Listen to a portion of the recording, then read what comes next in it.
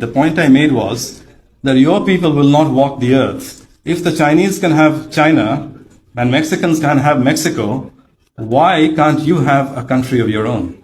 Why does your country have to be the property of everybody and you have to be dispossessed? That was the point. I guess my understanding of America was that it was based on a set of values, not on... I understand you, sir. I understand you.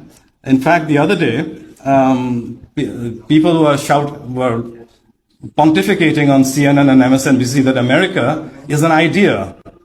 Well, that's the state you've come to, that a country is no longer a country, it's now an idea. However, if you looked at your... Are you American? Yes.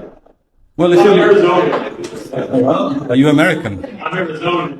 Well, that's not a country. If you looked at your own history, you would find that the founding fathers wrote a constitution in which they said, we are writing this for our posterity. I don't think that they would consider the Chinese students prowling around here as their posterity. Secondly, the founding fathers did write an immigration law only 6 years after writing the constitution. And you know what that immigration law said? Immigration is restricted to free white persons. By free, they meant not indentured. Yes, real quick. So who is behind this and why? Okay.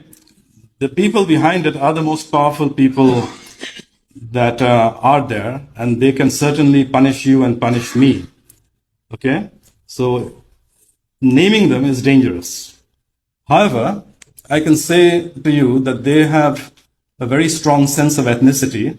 They know the value of ethnicity because they've been practicing it for a long time.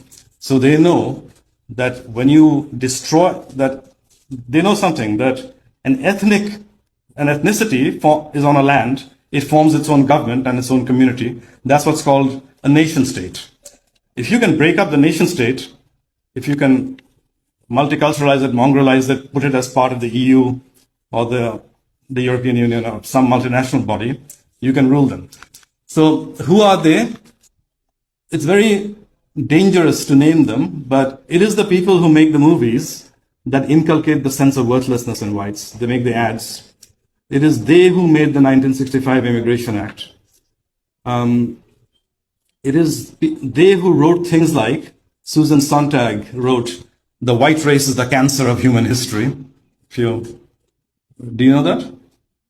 Well, look it up. Susan Sontag wrote in the Partisan Review, this, for all its achievements, the white race is the cancer of human history. It and it alone is responsible for the destruction of the planet, the massacre of nations, and so forth.